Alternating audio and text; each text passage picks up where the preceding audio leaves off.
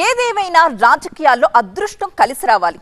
లేదంటే ఎంత పెద్ద బ్యాక్గ్రౌండ్ ఉన్నా ఫలితం శూన్యం. తల్లిదండ్రులిద్దరిది తలపండిన రాజకీయవేత్తల కుటుంబమైనా కూడా రాత కరెక్ట్గా లేకుంటే కాలం కలిసొస్తుందా? ఏపీలోని ఆ కీలకమైన జిల్లాల్లో ఒక యువనేత పరిస్థితి చూస్తే అలాగే ఉంది.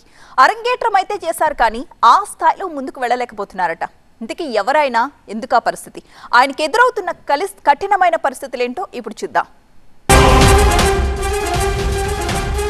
పని చేస్తున్నా ఫలితం కనిపించట్లేదా? అటు అమ్మ తరపు, ఇటు నాన్న తరపు. వైరిచర్ల వారసుడికి కలిసి రావట్లేదా? వీరేష్ ని ఎమ్మెల్యే జగదీశ్వరి సైడ్ చేస్తున్నారా?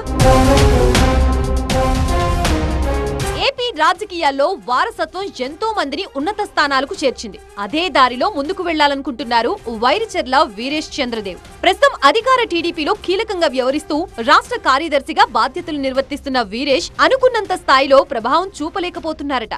అధికార పక్షంలో ఉన్న పొలిటికల్ గా యాక్టివిటీస్ చేస్తున్నా పనికి తగ్గ ప్రతిఫలం మాత్రం దక్కడం లేదనే అభిప్రాయం వ్యక్తమవుతోంది. ఆయన సొంత జిల్లా విజయనగరంలో ఇప్పుడు ఇదే చర్చనీయాంశంగా మారింది. పోనీ ఆయన పొలిటికల్ బ్యాక్గ్రౌండ్ చిన్నదా అంటే అలా అని చెప్పలేం. అటు తల్లి వైపు నుంచి, ఇటు తండ్రి వైపు నుంచి బలమైన వారసత్వమే ఉంది. రెండు వైపులా బలమైన రాజకీయ కుటుంబాలే. ఆయన తండ్రి వైరిచర్ల ప్రదీప్ చంద్రదేవ్ గతంలో అరకు పార్లమెంట్ నుంచి ఎంపీగా ప్రాతినిధ్యం వహించారు.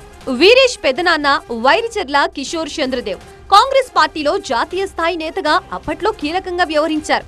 6 సార్లు ఎంపీగా, కేంద్ర మంత్రిగా పనిచేసిన కిషోర్ చంద్రదేవ్ కాంగ్రెస్ పార్టీ టాప్ 10 లీడర్లలో ఒకరిగా పేరు సంపాదించారు. రాష్ట్ర విభజన తర్వాత టీడీపీలో చేరి ప్రస్తుతానికి రాజకీయాలకు దూరంగా ఉన్నారు కిషోర్ చంద్రదేవ్. అలా నాన్న, పెద్దనాన్నల రాజకీయ వారసత్వాన్ని కొనసాగించాలని భావిస్తున్న వీరేష్ ఆ స్థాయిలో ముందుకు వెళ్లలేకపోతున్నట్లు తెలుస్తోంది.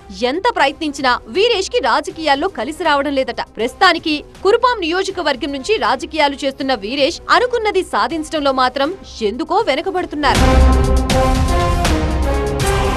తండ్రి వైపు నుంచే కాదు, వీరేష్ తల్లి వైపు నుంచి కూడా బలమైన పొలిటికల్ బ్యాక్గ్రౌండే ఉంది. ఆయన తల్లి సుధాని గజపతి ప్రస్తుత గోవా గవర్నర్ అశోక్ గజపతి రాజుకి చెల్లెలు. అశోక్ గజపతి రాజు అంటే తెలుగు రాజకీయాల్లో తెలియని వారుండరు. రాష్ట్ర, కేంద్ర స్థాయిలో కీలక మంత్రి పదవులు నిర్వర్తించిన ఆయన టీడీపీలో ఒకనాడు నెంబర్ 2 గా వెలుగొందారు. అలా ఇటు చంద్రదేవుల రాజకీయ వారసత్వాన్ని, ఇటు గజపతుల రాజకీయ వారసత్వాన్ని అందిపుచ్చుకున్న వీరేష్ ఉన్నత విద్యావంతుడు కూడా. అయితే మొదటి నుంచి రాజకీయాలకి దూరంగా ఉంటూ వచ్చిన ఆయన 2024 ఎన్నికలకి ముందు సడన్ ఎంట్రీ ఇచ్చారు. కురుపాం ఎమ్మెల్యే టికెట్ ఇవ్వాలని టీడీపీ అధిష్టానం దగ్గర పట్టుబట్టారు. కానీ పలు సమీకరణాల కారణంగా తోయగ జగదీశ్వరికి అవకాశం ఇచ్చిన హైకమాండ్ ఆమె గెలుపు కోసం పనిచేయాలని వీరేష్ కు సూచించింది. దీంతో జగదీశ్వరి గెలుపులో కీలకంగా వ్యవహరించారు వీరేష్. ఆర్థికంగా, వ్యక్తిగతంగా కుటుంబ చరిష్మాని ఉపయోగించి బలంగానే పనిచేశారు.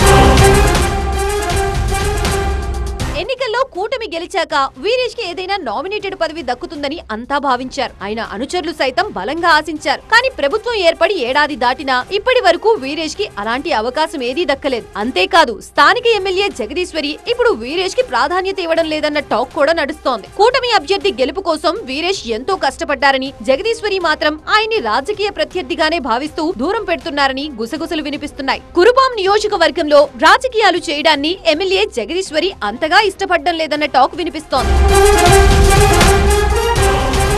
ప్రస్తుతం కురుపాంలో ప్రతిపక్ష వైసీపీ కన్నా అధికార పార్టీ ఎమ్మెల్యేలకు వీరేష్ ప్రత్యర్థిగా మారారని టీడీపీ కార్యకర్తలే చెప్పుకుంటున్నారు. అయితే కురుపాం రాజకీయాల్లో యాక్టివ్ గా ఉన్న వీరేష్ తన బంధువు అదితి గజపతి రాజు ప్రాతినిధ్యం వహిస్తున్న విజయనగరం అసెంబ్లీ సెగ్మెంట్ కు కూడా అబ్జర్వర్ గా వ్యవహరిస్తున్నారు. ఆ పదవిలోనే తనదైన పందాలో కష్టపడి పనిచేస్తున్నారు. తనకు పార్టీ ఏ బాధ్యత ఇచ్చినా నిబద్ధతతో పనిచేస్తానని చెప్పుకొస్తున్నారు వీరేష్. మరి ఇప్పటికైనా వైరిచర్ల వారసుడికి హైకమాండ్ సరైన గుర్తింపునిస్తుందా లేదా అన్నదే ఇప్పుడు చర్చనీయాంశంగా మారింది.